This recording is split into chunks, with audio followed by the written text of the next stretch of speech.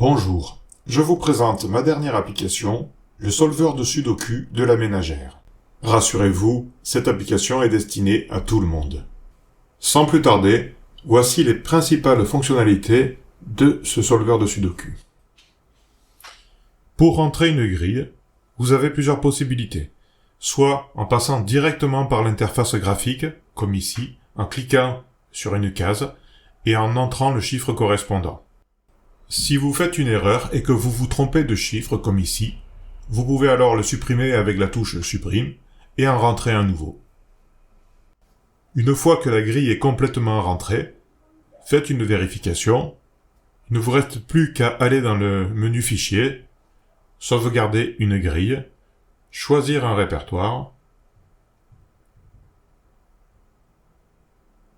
mettre un nom à la grille et sauvegarder.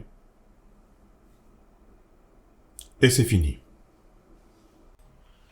Une seconde possibilité consiste à utiliser un éditeur de texte brut comme le bloc-notes. Vous entrez vos chiffres à la main. Pour chaque ligne, vous mettez 9 chiffres et vous séparez chaque ligne par un caractère entrée. C'est le format qui est utilisé pour ce solveur de Sudoku. S'il n'y a pas de chiffre, vous mettez un 0. Pour la dernière ligne, vous ne tapez pas entrée.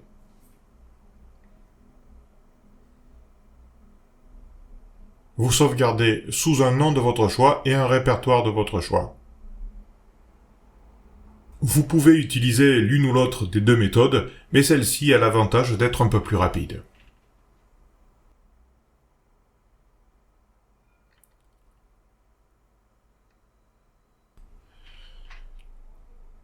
Maintenant qu'on a vu comment sauvegarder une grille, on va voir comment les charger. Donc il suffit d'aller dans l'onglet Chargement, de se balader dans le disque dur, d'aller chercher dans notre répertoire la grille en question, de cliquer dessus, et on n'oublie pas de cliquer sur le bouton Récupérer la grille, ce qui permet au solveur de savoir que la grille est complète et qu'elle peut être résolue.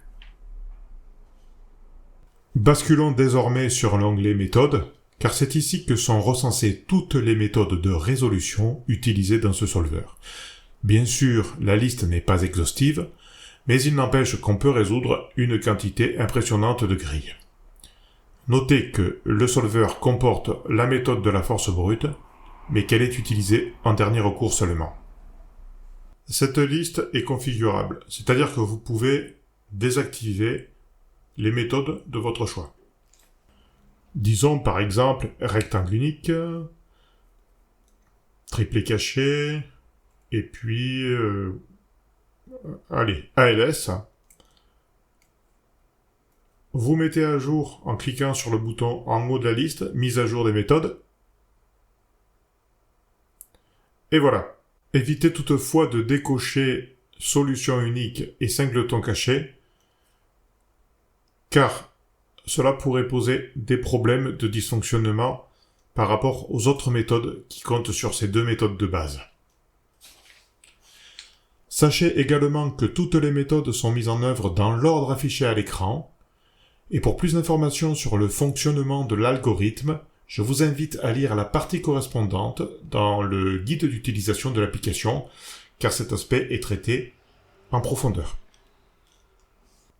On va récupérer une des deux grilles que l'on a rentrées tout à l'heure grâce à l'onglet Chargement. La grille 1 par exemple, on clique dessus. On clique également sur l'onglet Résolution. On récupère la grille grâce au bouton Récupérer grille, ce qui nous active les deux boutons Résolution immédiate et Mode pas à pas. Et ça nous indique qu'on est paré pour une résolution. Vous remarquez deux zones de texte, la zone supérieure qui résume chaque étape de résolution en une phrase, et la zone inférieure qui détaille chacune de ces étapes. On va lancer une résolution immédiate, ensuite on lancera une résolution pas à pas, et dans tout ce qui suit, je ne parlerai que du fonctionnement du logiciel sans rentrer dans le détail des méthodes. Lançons la résolution immédiate. Sans surprise, le solver résout le sudoku et la zone supérieure de texte se remplit, chaque ligne représentant une étape dans la résolution.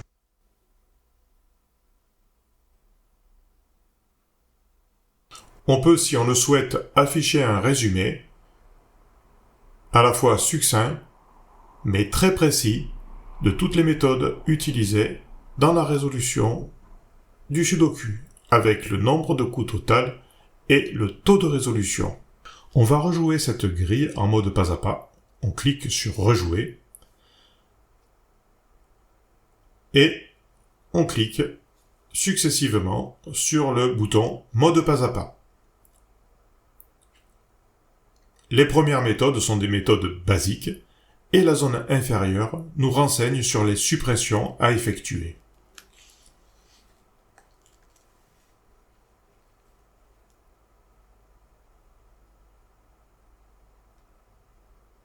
Ici, une méthode plus complexe intervient. Il s'agit d'un AIC. Dans un cas comme celui-ci, la zone inférieure devient plus riche en informations, avec un bref rappel des caractéristiques de la méthode, la liste complète du chaînage, la règle à appliquer et enfin les suppressions à opérer.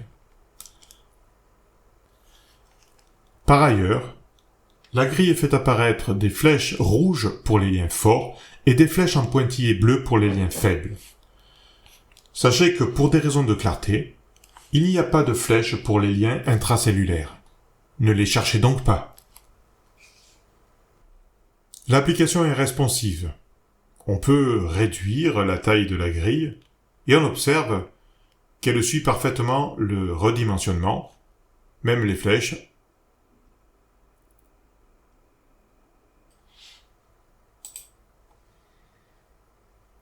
On peut également agrandir l'une ou l'autre des deux zones de texte.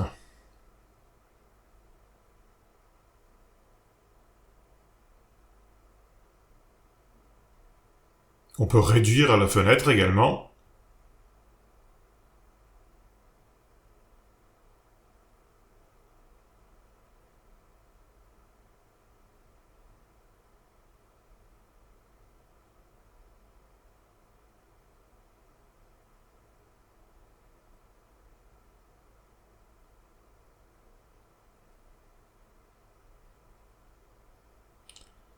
Poursuivons la résolution assez rapidement.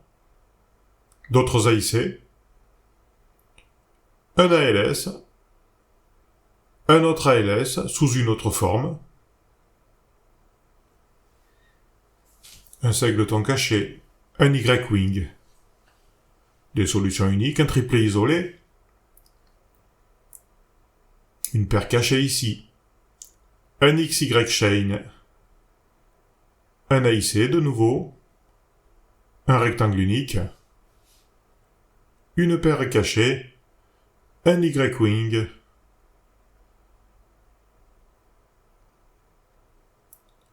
encore un XY chain, et puis un autre.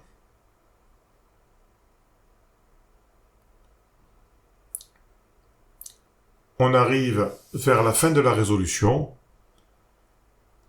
Il y a beaucoup de solutions uniques.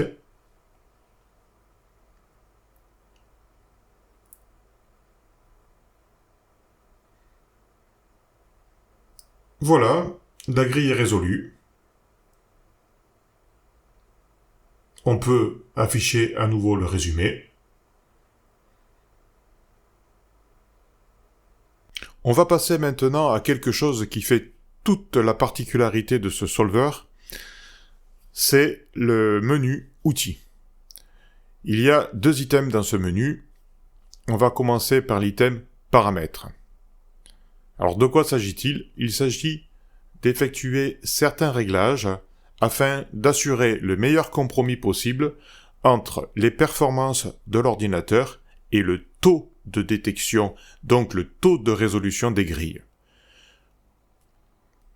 Le principe est simple, au plus les chiffres sont grands, au plus le taux de détection est élevé. Notez que les AIC et les ALS font partie des méthodes les plus gourmandes.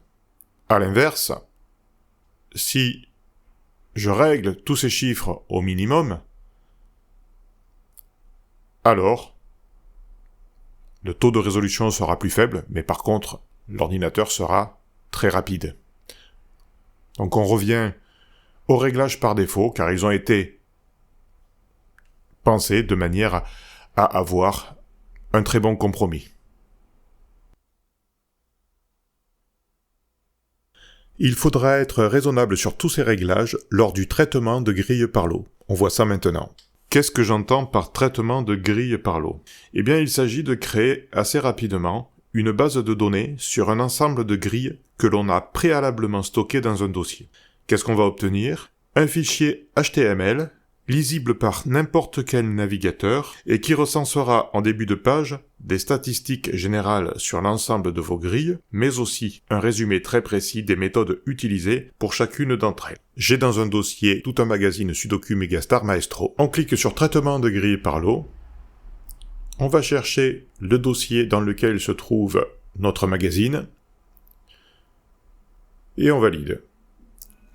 On laisse le temps à l'ordinateur de traiter les informations.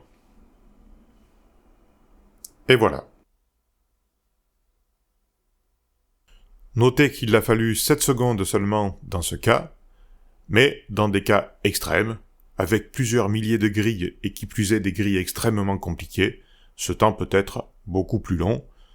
Ça peut aller jusqu'à une demi-heure ou plus si on est vraiment très gourmand. Une fois que le job est fait, il suffit de récupérer ce fichier HTML et de l'ouvrir. En tête de fichier, des statistiques générales, avec toutes les méthodes utilisées pour l'ensemble des grilles du répertoire. La première colonne est le nombre de coups. La deuxième colonne est le pourcentage de coups. La troisième colonne est le pourcentage de grilles qui utilisent ces méthodes. Une petite précision, j'ai parlé d'utiliser un seul répertoire, mais on peut utiliser un répertoire qui contient des sous-répertoires et des sous-sous-répertoires. Ça marche également. Notez que pour ce magazine Sudoku Megastar Maestro, le solver n'a utilisé la force brute que 5% du temps, ce qui signifie qu'il est capable de résoudre 95% des grilles sans avoir recours à cette dernière. La suite du fichier comporte un résumé pour chaque Sudoku qui détaille toutes les méthodes utilisées, combien de fois elles sont utilisées. C'est exactement le même résumé que lors de la résolution individuelle. Voilà, vous savez maintenant comment créer une base de données, très simplement, en quelques clics, sans prise de tête. Si vous venez juste de créer votre base de données, vous pouvez la consulter via le bouton Résumé par lot sans qu'il soit nécessaire de sortir de l'application. On arrive à la fin de cette présentation. Voici encore une petite astuce. Si vous avez une grille en cours, en mode pas à pas, et que vous voulez interrompre sa résolution pour ouvrir une autre grille, il est recommandé d'appuyer sur le bouton Arrêt moteur de résolution, ce qui permettra de stopper l'algorithme et de pouvoir repartir pour une nouvelle grille.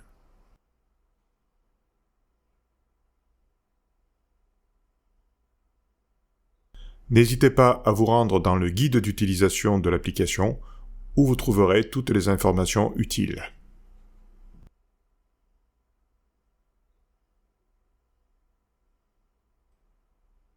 Voilà, vous avez un solveur de Sudoku à la fois puissant, facile à utiliser, autonome, très ergonomique et qui vous permet de générer très facilement une base de données.